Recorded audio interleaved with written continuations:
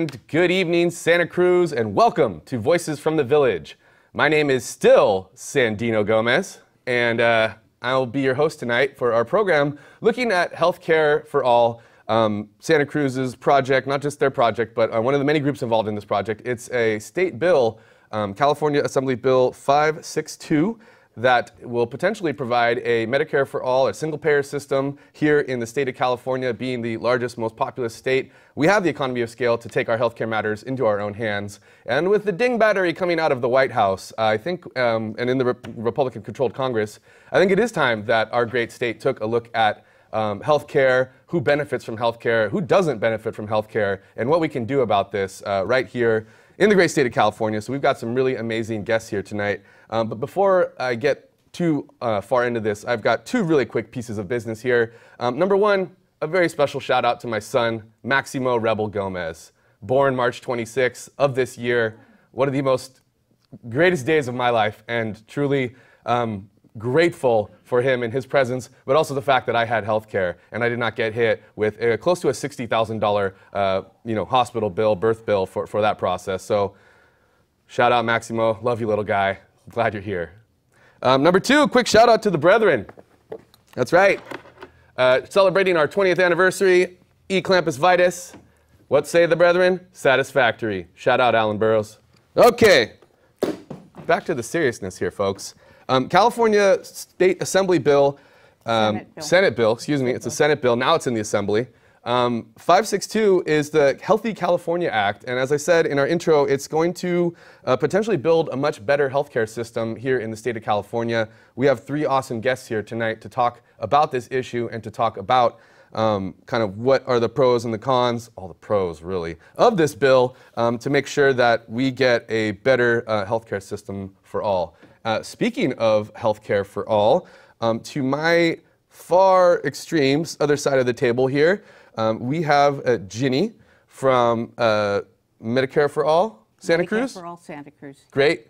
Thank you so much for joining us. Welcome to the show. Thank you. Tell us a little bit about the group. Well, Medicare for All is only a few months old, actually, as a separate group. And we're affiliated with the Campaign for a Healthy California, which is a statewide group that advocates for the passage of SB 562. Our job is to educate the public and build support for this. It's the kind of thing where people need to know how single payer works, and the more people know about single payer, the more they say, well, duh, why haven't we always done it that way, the way everybody else does it. Right. Yeah, I mean, you're talking to a Bernie man myself, and our good friend Senator Bernie Sanders certainly gave Hillary Clinton a run for his money, and that was a huge part of his platform and a huge part of his appeal. I mean, the number one reason people are going broke in this country are medical expenses, and half of all bankruptcies. It's like ridiculous to think that with that occurring, that these policies wouldn't be more popular. Unfortunately, as we all know, there's a lot of institutional opposition to a system that actually takes care of people instead of creating profits for those that probably honestly don't need more profits. But we'll get into that in a second.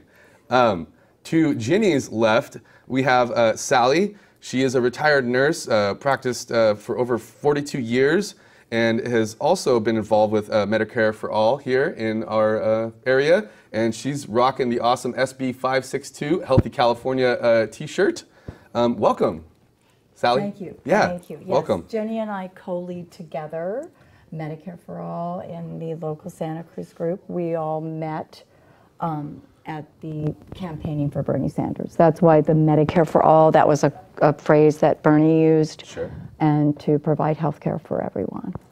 Well, we certainly do need it. It is, think of the potential Bernie Sanders presidency and what that would look like as compared to the unfortunate dark one who shall not be named. Yes, But yes.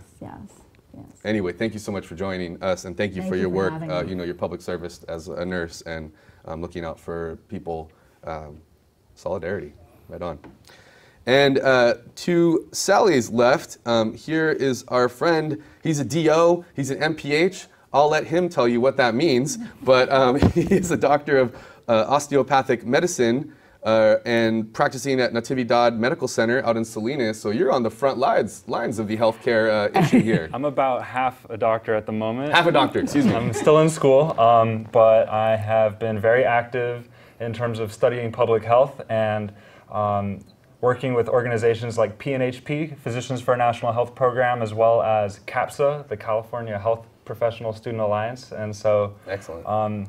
You know, I've been able to see firsthand what our healthcare system currently works like in terms of practicing in the hospital and also studying the health of our whole state in terms of my public health studies. And sure. So, happy to be here. Thanks for having me on. So you got your, the DO is on its way to becoming full doctor, but then the MPH is your Master's of Public Health. You have studied these issues for quite a while in your academic career. I've completed all my coursework for that, yep. And now you're actually doing the work in the community and quote unquote in the trenches of the medical care system. That's right. Quote unquote. I mean, well, the Salinas medical systems, all of our medical systems, quite frankly, could use a little love.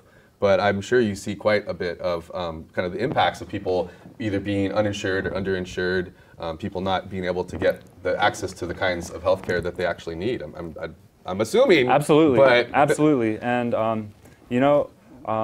access to healthcare is really just the first step from, if you're sick and you don't have access, then you're just going to deteriorate from there. But upstream from that, there's a lot of other factors that go into it.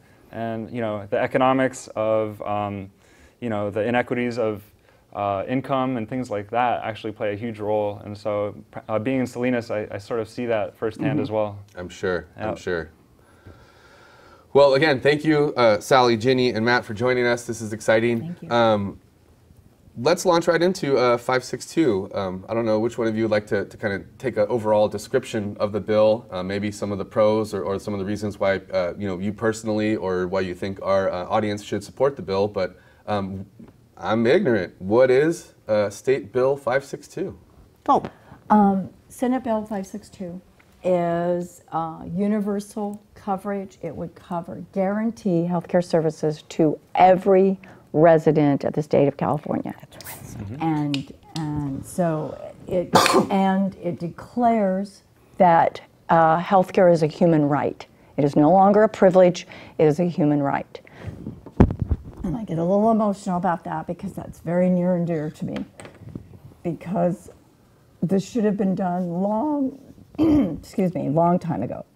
That human beings have a right to healthcare. Yes. And it allows you to go to any doctor, any clinic, any hospital that you want to go to.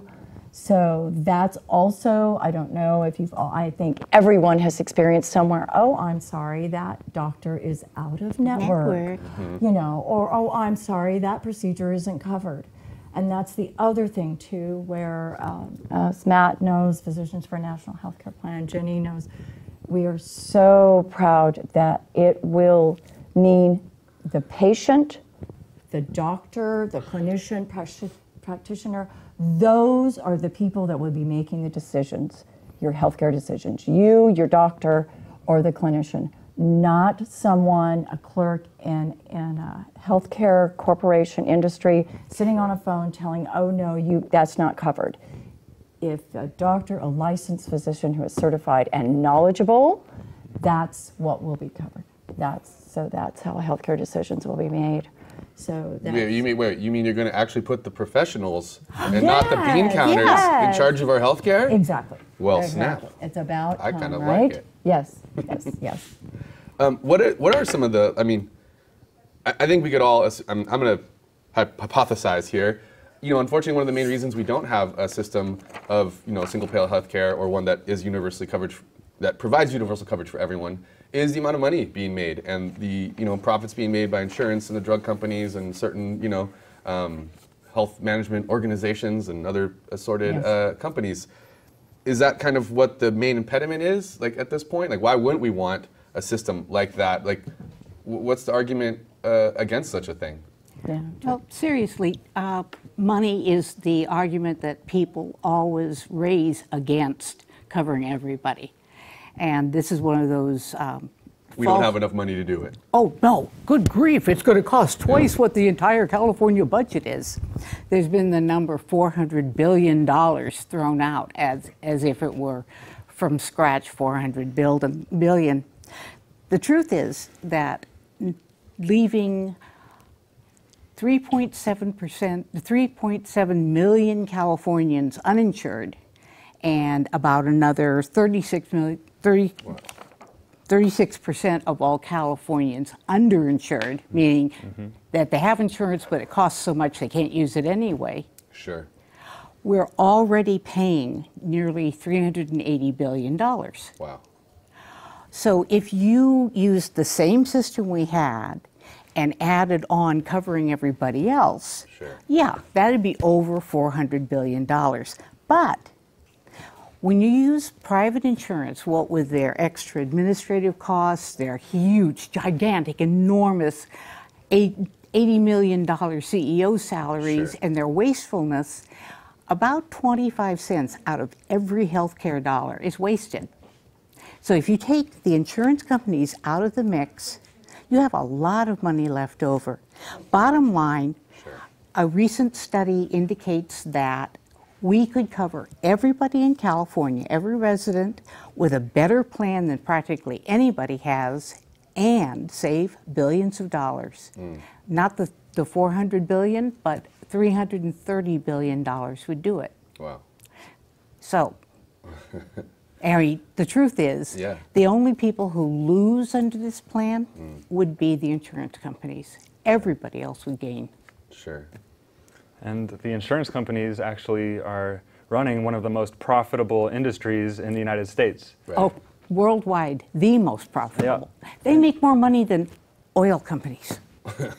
Yeah, in 2008. More than Texas tea? More than black gold? In 2008, health insurance companies made about 20% of their revenue in profits, which is actually outrageously high. And that's not even. And then looking at the CEO salaries, you got Stephen Hemsley of United Healthcare Group in 2012. He made over $100 million that 1 year. That's a lot of potential coverage for a lot of uninsured individuals. Yeah. Mm-hmm. Wow. Exactly. And so then you think, how do they make that money? Denial of care is one way. It's the main way. Yep. I mean, what else is there, right? I mean, the whole business model is predicated on, lower costs, higher premiums and deductibles, and, making sure that you're charging more per month than you're paying out ultimately.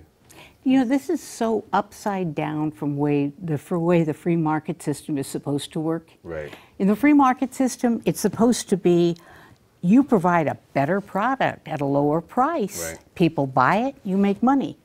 With health insurance, you make all your money by not providing a product.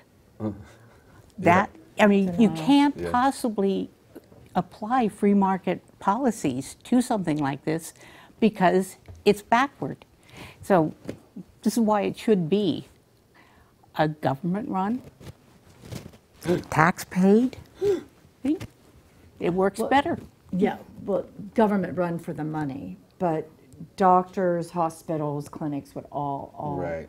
run themselves. I mean, that independent. They're independent. A doctor knows how to better run, how they want to run their practice. That wouldn't be done by the government. It would be the funding that would be provided. So. I mean, just providing these healthcare professionals with the resources that they need to do the job that they need to do. Bingo. What a good and idea. And not having a middleman parasite, quite frankly, taking their cut of every transaction. Yes, we have a new video out, by the way. The campaign, the Healthy California campaign, has a new video out that's called Middleman. And it's on our Facebook page. You've got it underneath our name, Medicare for All. Santa Cruz, we have a Facebook page, and you can go there. And it's just a couple minutes, and it talks about that we don't need this middleman. You need to just be a patient and talk to your doctor, you're a clinician or whoever, and make your decisions, and that's it. You don't need this person in the middle of that saying, oh no, you can't do this or you can't do that. Sure. And so much time is wasted. Well, you can talk to this. I'm sure that you spend time that you could be practicing medicine and you're on the phone with these insurance companies. I mean, doctors have a whole staff of people to talk to the insurance companies to try to get the claims through and get things covered. And then many times that's not enough. And the doctor themselves have to get on the phone for 20 minutes to talk to a clerk, to convince a clerk this is a knowledgeable person who knows, you know, and they have to convince the insurance company. And sometimes still it's denied. That's not okay. Yeah, I mean, it just seems backwards that we're spending more to get less. And you look around the, I mean, come on, I just became a parent here. Like, I'm on a budget. And when I look at how I'm going to purchase services, I look at how am I going to get as much as I possibly can for what I'm paying for. And, you know, thankfully, I'm very blessed. I'm very lucky. Unlike most Americans at the moment, I have some employer-sponsored healthcare that's really good. And I was able to dodge that $60 or $60,000 medical bill, you know. Excuse me, but thankfully, I mean, if I didn't have my employer-sponsored healthcare right now, I would really be up the creek without a paddle. I mean, I don't know how I would pay that. That's far more than I make in a year, let alone almost 2 or 3 years. I mean, it's just, it's baffling. The United States pays at least twice as much for healthcare as any other industrialized country, and it's the only country that does not offer universal healthcare. You know, when people say, well, it's okay that we spend that much money because we're the best medical system in the world. And the truth of the matter is that the U.S. ranks well down on ratings of healthcare outcomes. In accessibility, life expectancy is lower in this country than it is in most other industrialized countries. And the worst of it, life expectancy, except among the really rich, is going down in the U.S. Yeah. So, you know, we are not doing well. People don't like to think about it, but we have terrible stats in terms of infant mortality, maternal mortality. These are things that we thought we had solved a long time ago, and we're not doing well on those at all. I've had the privilege to take various trips to Cuba and to see the Cuban healthcare system, which, you know, far from perfect, but what a place where people actually clearly matter more than, you know, than profits. Than the profits, than the almighty dollar. And, you know, working in a healthcare system, and maybe you could speak a bit to this as a potential candidate for being an osteopathic doctor, you know, the more you can prevent, the more you can find early, the more you can, you know, catch these things, nip them in the bud right before they get out of control. The expensive procedures later are not necessary because you've provided the, you know, sufficient care to get that done. And, you know, they look at what Cuba spends on its healthcare system versus what we spend on our healthcare system. If you scaled it up, I mean, I'm sure there'd be quite the contrast there. And one of the stats that shocked me talking to Cuban people and learning about the Cuban system is, you know, infant mortality in Cuba is a lot higher than a lot of places in the United States. I mean, there's like... Higher? Excuse me, lower. Lower, yeah. Sorry, infant mortality, yes. And you know, one of the reasons for that is that prenatal care is really important in terms of outcomes in pregnancy. I'm sure you know this. Yeah. And if people cannot get care at all, women are going in end of pregnancy with having had no care, no help. Any problems they have developed haven't been addressed at all. It's no wonder. By then it's not surprising. Yeah, the cost effectiveness of prevention is not a controversial truth. It's widely acknowledged that if you can prevent something early on, it's going to save money, but also get better outcomes. And I think we can all agree that outcomes are actually the most important measure of whether our healthcare system is doing well. I mean, you can also talk about... Wait, not Wall Street portfolios? You can talk about, you know, how people feel about the healthcare system, and I think you'll also find that people are pretty dissatisfied with the current setup we have, and that's an important thing to consider, but the outcomes sort of speak for themselves. And like you said, if people are getting better outcomes than us by spending less, that's something to really consider and ask why. Model, huh? Yeah. And in terms of primary care, access to basic preventative health care services, if you ensure that your entire population has access to those services, that's going to prevent the costly emergency room services down the road, which are legally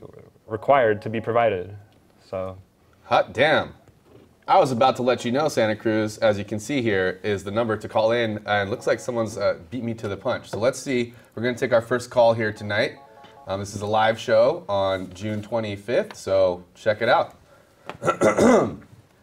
Yes, hi. Hi. My name is Jeffrey. Oh, is this Jeffrey Smedberg? Yeah. Yes. Yes. Solidarity, brother. Good to hear from you. We all Hi, know Jeffrey. So, I was just calling in on the call-in show. Great, thank you. Yeah, you got a comment for us about the healthcare bill or kind of the state of our misfortunate healthcare system? Right. Well, everything I've seen on TV so far is, great program, great bill that's being proposed, and I'd like to know where it is politically. Good question. I think someone mentioned this before we kicked the show off. Sad. Sad. Yes, very sad. So we managed to get the bill through the California Senate. Very happy about that. It went to the Assembly, and the Speaker of the Assembly, Anthony Rendon, decided on his own, made a unilateral decision that he was going to shelve it. He's going to keep it in the Rules Committee, which he chairs, and effectively, if he refuses to take it out of the Rules Committee, it's dead for this year. He has until Thursday to change his mind, and we are asking people to call him and try to persuade him to change his mind. The rest of the politics around it, I'm sure there are lots of things to know, but I don't know them all. I only know that he's a Democrat. We have a super majority of Democrats in both houses. He claims to be a supporter of single payer, and yet somehow when it comes right down to making it happen, that support isn't there. Sure. Well, that's ridiculous. And as you can see here, folks, we have a number up that you can call to express your displeasure or your support of said action, but if that's your cup of tea, by all means. But I do believe we are encouraging people to contact Mr. Rendon. Yes. Call him, email him, Twitter. I've got all Within those about 5 minutes of the announcement, all of Yeah. his mailboxes were full. Good. So, You might have to put it on your favorites list and keep calling all week. yep, Yes. that's what I Yes. suggest everybody do. Just keep on calling. Excellent. And we're also doing a gathering they're doing something in Los Angeles, which just, this is a local show. They are doing something in Los Angeles, which is his district, at his district office. They are doing a protest and that they want him to release the bill. We need this bill desperately. 70% of Californians support this bill.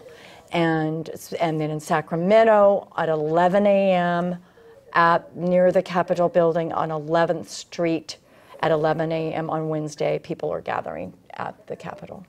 So Wednesday at Sacramento. 11 a.m. in Sacramento at the state capitol, and then the other one in Los Angeles. That's in LA, That's- yeah. okay. So I don't know if anybody. Where can people find more information about these two actions or Healthyca.org Healthy California? is the State of healthyca.org. California campaign website. Great.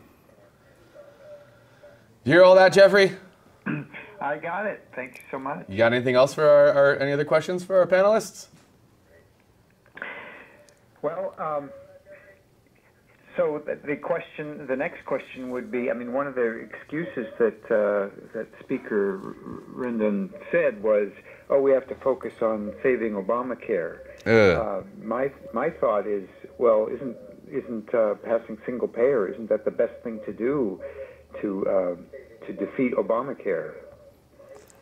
I think that's a great point. And I think that right now, we have a lot of momentum behind single payer right now. Bernie Sanders brought a lot of attention to what single payer is. Everyone has sort of at least heard the words. Yeah. And there's a lot of, like Sally just said, 70% of Californians have been just surveyed to support this.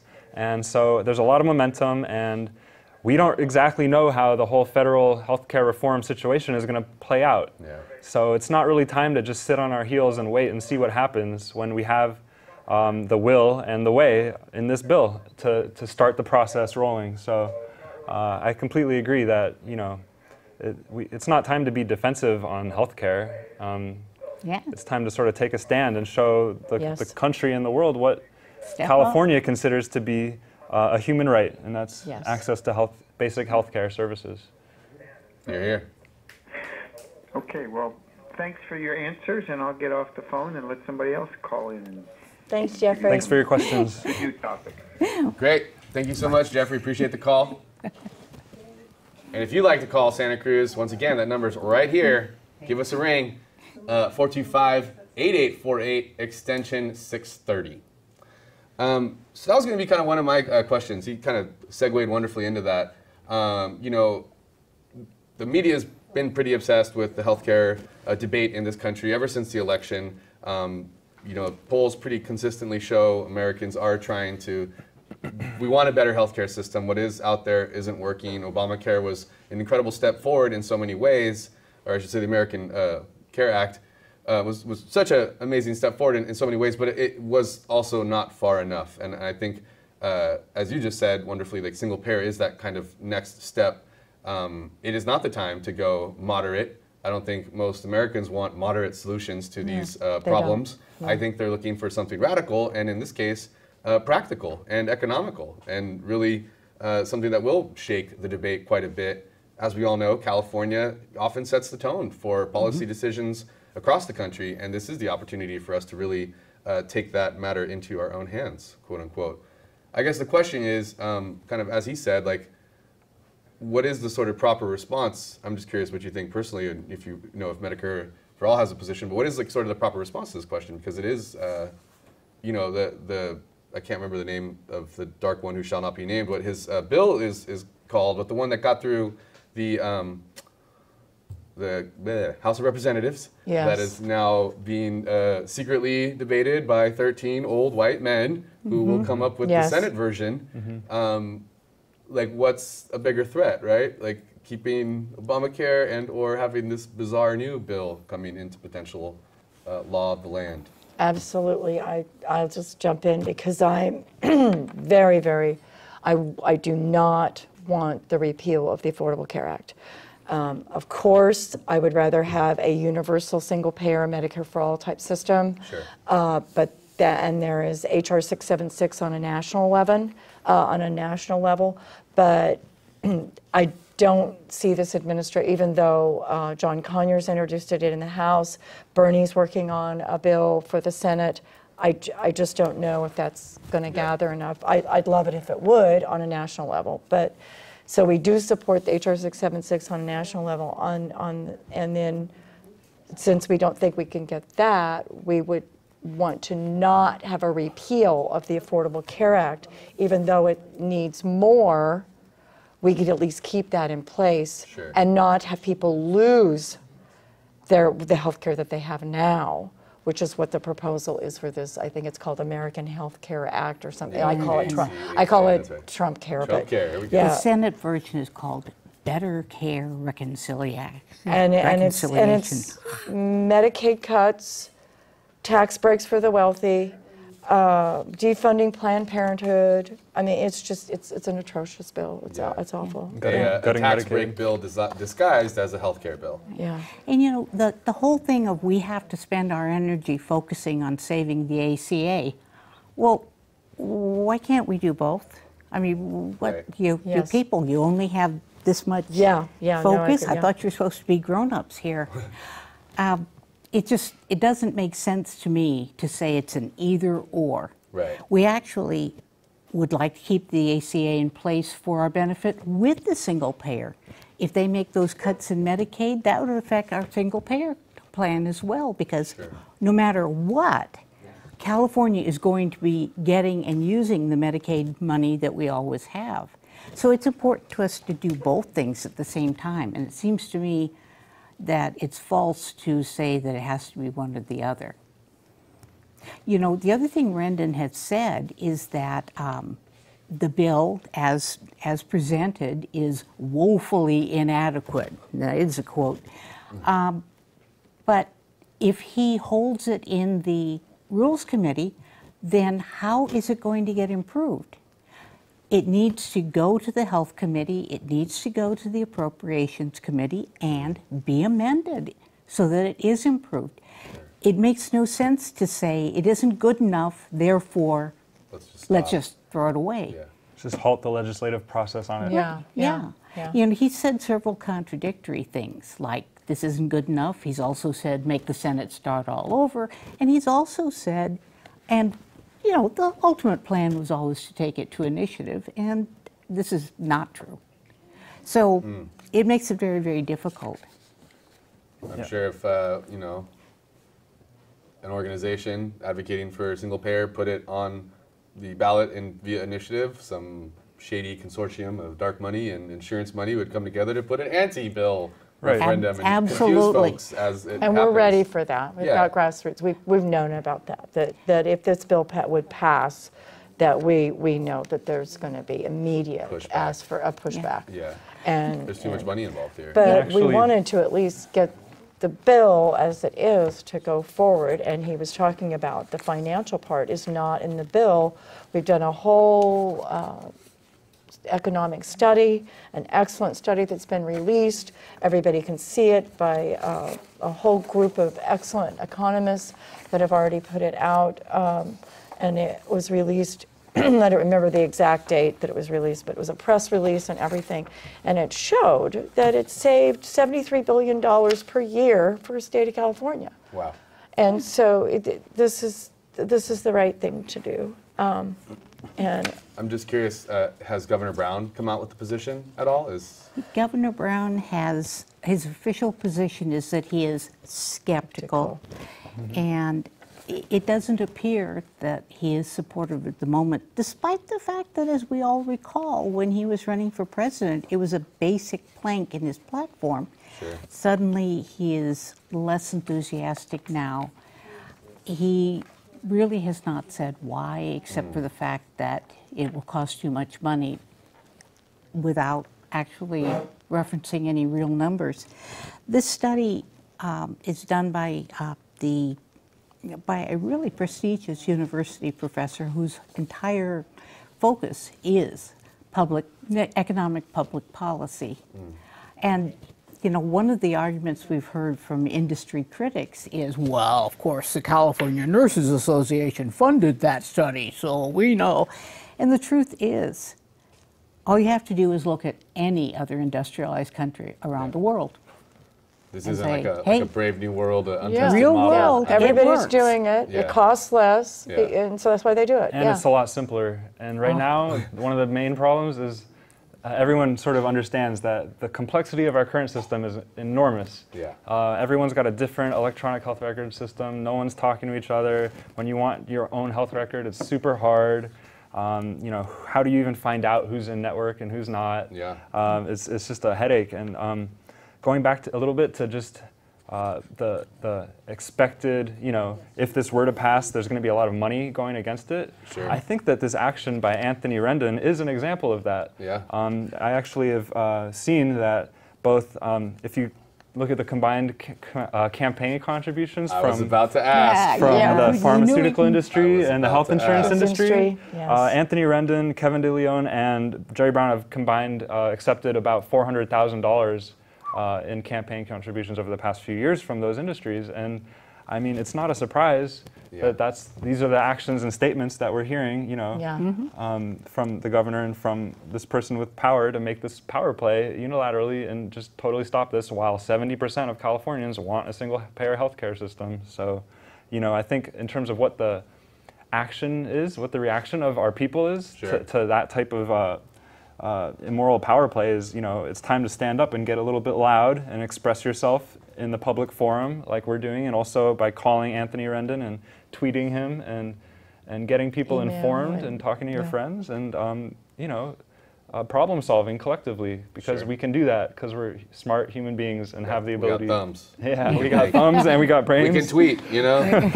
If the dark don't one can tweet. tweet, we can tweet. Awesome. We got a question from our studio audience here. You can awesome. call us up at 425-8848 if you're not in the studio audience, extension 630. And if you are in the studio audience, of course, feel free. Come on up to the microphone, give us a comment. And now, take it away.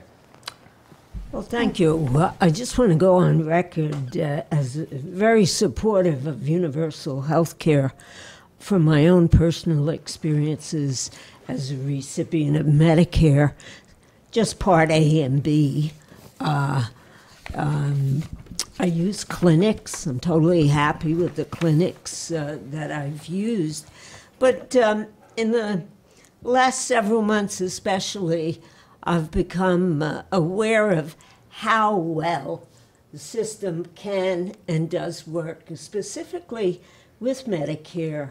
For folks who don't have that experience, don't be scared off by the negative comments to discourage people from supporting it. But not only Medicare, for several years now, have had the experience of helping an older friend through the Veterans Administration system. And we have two systems in place that deliver, particularly in California and the VA system in this region, the best health care you can find to a certain extent is the Veterans Administration system. And they're dealing with millions of people. It just works. And, you know, you only have to ask some vets who've experienced the assistance and the quality health care they've gotten to know there's a whole lot of support out there that maybe the average person hasn't been exposed to. Anyway, keep up the good fight, and with any luck, we'll get there. Thank you. Awesome. Do you have any questions, Jean, by chance, for any of our panelists? Anything particular? Yeah, I wasn't sure this morning. I skimmed the paper and Rendon's comment, and it sounded like, well, maybe it wasn't a definite no, and we could tweak it better or what have you. But after hearing this conversation, he sounds like he's in the pocket of the health, private health care industry. I don't think that we said that exactly, but what he's doing is he's eliminating the opportunity to tweak it. So if you take it back into committee, then that's where the tweaking could happen. You know, when we're praising Medicare and the VA, each of those programs works efficiently at under 5% overhead as compared to the at least 25% for private insurance companies. Wow. And, you know, it kind of indicates, for older people like me who have Medicare, there have been a lot of questions, and people have asked us this a lot, is how it would work for us. And luckily, we happen to have the information available. I'm going to thank you, and I'm going to Thank you. down. No problem. Thank you. One of the biggest problems with having Medicare is the Medicare stuff is fine. That's easy. You sign up, you get your card, everything's great. But because Medicare doesn't cover everything as it should, most of us have to buy supplemental insurance from a private insurance company and prescription insurance, Medicare Part D, from a private insurance company. And those things Excuse me, and dental and vision. dental and vision. Right. Yeah. And those things make it much more complicated and more difficult. So for people who have Medicare, if we could get this program in place, it would be seamless. We would not have to buy the supplemental. We would not have to buy the Part D. We would not be paying our Part B premiums through our Social Security. We'd simply be paying for it the same way that everybody else in the society would be. So much simpler. Yes. So much simpler and better. You know, Medicare person walks up to you and says, how's this going to impact me? You would respond, it's actually going to be easier for you. And better. Easier You won't and have better, to better purchase. coverage, better services, better access to supplemental. the Yeah. things you need. Yes. Yeah. And not, Yes. let's get rid of these supplementals. Let's get rid of this Yes. And you know, And cheaper. extensions. for Medicare and Medicaid people, one of the big problems is having providers willing to accept you because of the lower payment. Right. That would go away. All people, everyone, would be entitled to exactly the same care. The physicians would be paid the same way for every patient instead of having these limited areas. That's awesome. Let's see what this caller thinks about that. Hello, caller, are you there? I am. Awesome. What's your name? My name is Joyce. Joyce, welcome to the show. Thank you for calling. Thank you. And before I get started telling my personal story about healthcare, I'd like to mention that I did find online a letter from a healthcare professional that really brought home the fact that everyone suffers under Washington's health plan, so we need to work on our own. This is from an emergency department nurse who's running for the Virginia House of Delegates in the fall. And to people who think that because they might have great health care and it's not going to affect them, it'll be someone else's day that's ruined, not theirs, she really said it straight. No, we all get to go to this when the ER is overrun with people who cannot be turned away. And say you fall and break your arm.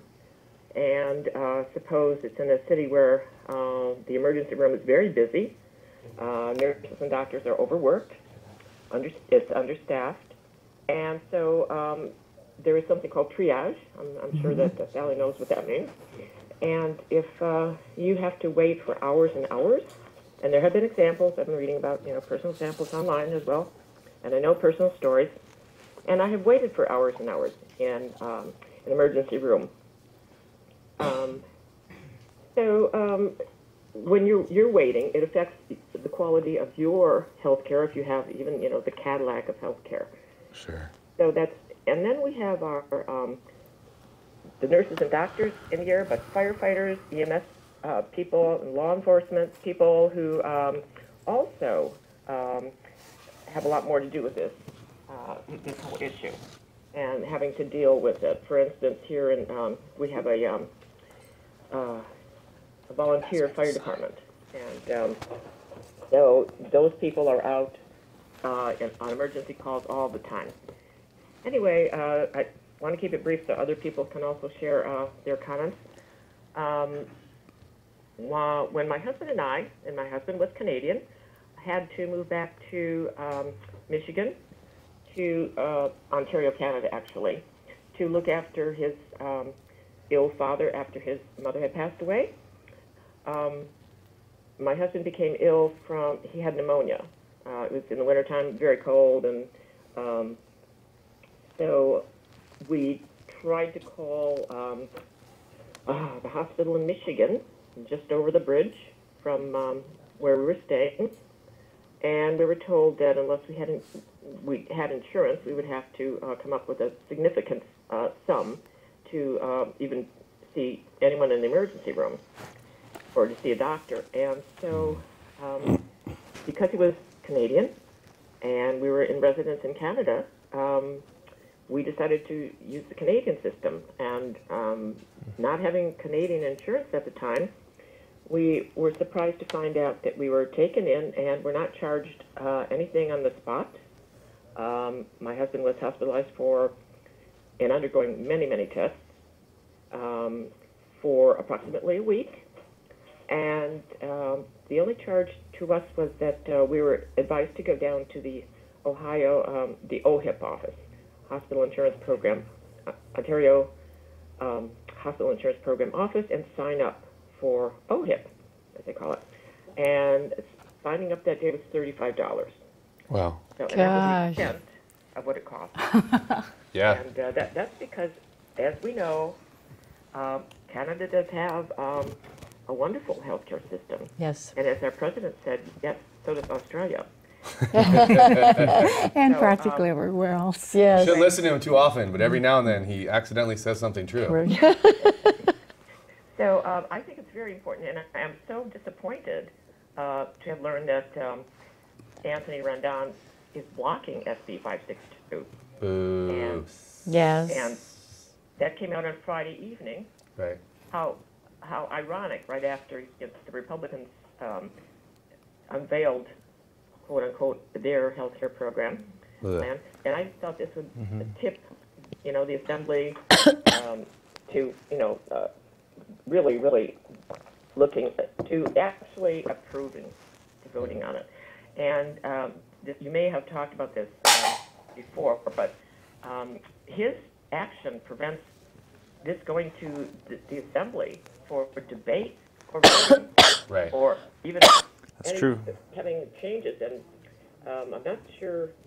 Yeah, that's true. If in order to go back to the Assembly and then get a 2/3 vote in the Assembly in order to that's what we would have to do in order to get this bill through. And so right now it's held up in committee and doesn't even have the opportunity to even be discussed. And so it's really just hampering. What we need to do is to stay on their cases. I know there are some petitions going around, nurses organizations, and I signed one today. But we need to maybe demand that it be reported out of the Rules Committee again. Yeah. Yes. Yep. Agreed. Yes. And Mr. Rendon said that, well, it needed some work. Well, that's what they're supposed to be doing. That's their job. Right. And he hasn't really mentioned anything specific that needs work. He just name-called it. Vague and platitudes. Thank you so much, Joyce. Do you have a quick question before we get out of here, or can we... No, I think I've talked with Sally a lot. So Great. Thank you for watching, and thank you for supporting the show. Thank you, Joyce. Thanks, I'm Joyce. online, and, not online, but I'm on the phone, so I'd like to listen to the rest of it, actually. Sure. Yeah, I'm gonna unfortunately have to hang up on you so we can free up the line in case someone else wants to call. But thank you for listening, and thank you for watching. Yeah. Thanks. Cheers. Well, thank you, Joyce. And if you want to get in, it's your last opportunity here. All quick like. We have a few more minutes for a call from you if you'd like to call in. This is a live show on June 25th, 2017.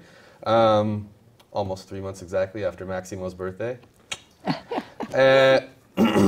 Happy I guess 25% of a birthday. Woo! Yeah. Not through a quarter of a year. I'm still here and still somehow able to think and host. Amazing. Congrats. It's amazing. It's good. That caller actually brought up a great point, which is like medical tourism.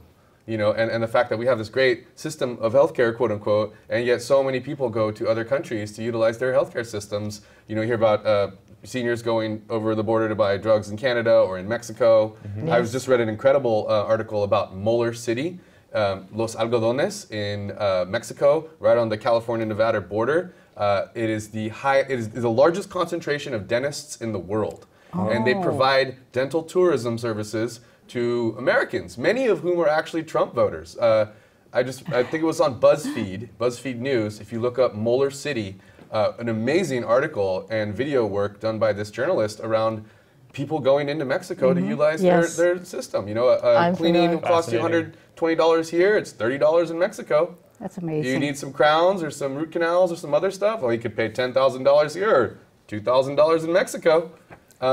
It's just baffling. And another, the caller also brought up, as a new parent, we're meeting other new parents, and some of my wife's friends, one of them's from Canada, one of them's from Australia, and they're kicking themselves for having their child in the United States because some of it wasn't covered, and so they have these astronomical bills. And if they were in other countries, not only would the birth bill have been so much lower, they would have had a much better kind of postnatal disability leave, paid family leave. We do have, depending on the size of your employer, the whole picture would have just been so much better. So much better. And so they're you just hear about these stories, and it's baffling. I mean, pretty shocking.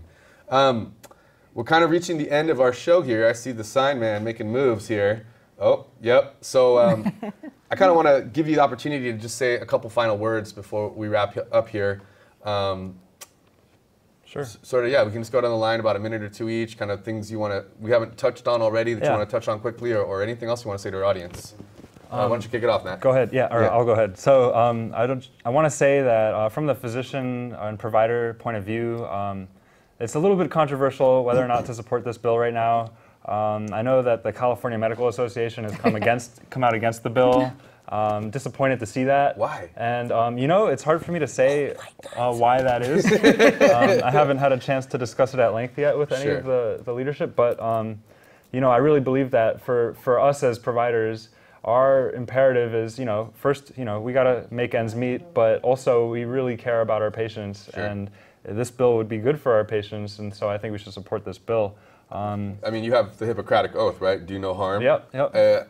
Maybe a little argument for you, by not supporting this bill, we actually are doing more harm. Yes, by we are. not taking action. Denials by not advocating for our patients for a more sane medical system. Yep, because a uninsurance... doctors association is actually hurting people by doing that. Yeah, uninsurance and underinsurance actually are a cause of death, an upstream cause of death. And it's unfortunate. And I think that this bill is, it's not the end of the road. You know, it's not a complete solution, but it's a huge step in the right direction, and I think we need to make sure that it has a chance to proceed. And I think that, you know, declaring that in California, healthcare, access to healthcare is a human right, like, you're really going to go against that? Right. Yeah. I mean, how is that doctorly to go against that? And so, yeah. Here, brother. Yeah. Yep. Madam Sally? Yes. One thing I just want to say real quick, I don't like the financial information. You know, I don't like to get into the finance, but it is a reality, the financial information. But the main thing is every other industrialized nation does it but us, because it costs less. And the financial studies showed that, and we were going to add that. It is missing. The financial part to this bill is missing because it's usually done and put in place and talked about and amended in appropriations, because that deals with money. Right. And that's what we were proceeding to do, the campaign, as to go possibly to Health Committee and then to appropriations. So that was the missing piece that Rendon talked about, but that was, I mean, and we've been very public about how it costs less, what it would save, how we were going to go about it. That's been very much out in the open of what we would be doing, and with the authors of the bill. And so that's very upsetting. And if it can't move forward, then that's really upsetting, because you know, this is our hope, this is our chance to really, you know, to work for better outcomes, and to be provide health care for everybody. And the Healthy California campaign is calling on people to call on Speaker Rendon to really push him to show up and to get that out of committee, to put it in the appropriate committee, so we can make this a better bill. Yes. Great. Yes. And he's on all the social medias. I'm sure if they go to Twitter, healthyca.org, and that has all the information there. Yes, absolutely. Yes, it does. Okay. Yes, it does. healthyca.org. And call Anthony, and also call your representative. Yeah. Let's call this guy. His mailbox is full. Oh, right after the show then. We'll add another one. Our Assembly member, Mark Stone, indicated his support well before it got to the Assembly. Good. So Yes, he's so we're been very on proud. board, as well as our Senator. Bill Monty? Bill Monty. Good. also They're Glad to both hear it. supporters. They have They all have supported been it. strong supporters right along, which is great. It's wonderful to live in a place where we can count on our legislators to do what's Definitely right. give them a call and show your support for what they've We done. have. Thank them for We their have, votes. and we Thank are. them for their support. Yes, that's something we've been That's the other asking side of the people lobbying to do. coin. You harass them when they're goofing Absolutely. up, and you thank them But when you they do thank right. them when they're right. doing the right thing. Yes, That's they right. gotta hear Positive that. reinforcement. Positive Yes. reinforcement. Yes. For Great. me, this is really a moral issue. Sure. You know, you talk about the money, they talk about, you know, how we're going to pay for it, and this is, you know, I'm on top of all these numbers and I pay attention. But really, it's like, how could anybody deny care? Yeah. How is it possible to think that that is right? Yeah. And I just keep getting to that place of, what? How can you possibly? Every time I see people like Ryan smirking on television about what a great job he's doing denying care to people, it's like, are you a completely different species of person? Because if you saw somebody injured in the street, I mean, almost all of us would run to see if we could help. Sure. I saw you do that when we were parading. Someone fell down and Sally's nursed us. But you can't do it when you see the person one-on-one, face-to-face. You know it's wrong. How can we do it to the people that we don't know when we know that they're people just like us? Yes. Sure. Sure. And I think that one of the things about this is when we talk about every resident, we do mean documented and undocumented. And I think that that is the kind of thing where people have to understand that documents don't make people or not people. Well said. Well said. You know, Ginny, Sally, Matt, thank you all for joining us tonight on Voices from the Village. Thank you all for your work out there in the streets, in the lobbying halls, in the classrooms, in the healthcare centers. I think, you know, this issue is the kind of one that cuts across cultural and class and all sorts of even different Democrats and lines. Republicans, Yeah, yes. I mean, I was just looking at a little article on my phone about just the overwhelming distaste and lack of support for Trump Care, this new American Health Care Act, and looking at the polls numbers for this Senate Bill 562, it's just really clear and obvious that the healthcare debate in this country has changed. Through lobbying and efforts, we're going to defeat Trump Care, and we're going to have positive solutions, and not just say no, but we're going to have a positive alternative to this crisis of healthcare that we're in through actions like Senate Bill 562, the Healthy California campaign, and all of the good work that y'all are doing. I'm being told to, so with that being said, thank you so much, Santa Cruz. You've been a wonderful audience. Thank you for participation. Thank you for calling in. Please do call this gentleman right here, gentleman perhaps, if he does the right thing, and I'll have some other names for him if he doesn't. Please do tune in next time. Thank you to the staff of Community Television, all the volunteers, all of our guests, everyone who makes this happen. Que viva Charlie Phillips, que viva Louis LaFortune. They would be right there in the struggle with us. Thank you so much for your service, brothers. And thank you to our guests, and thank you. Good luck and good night.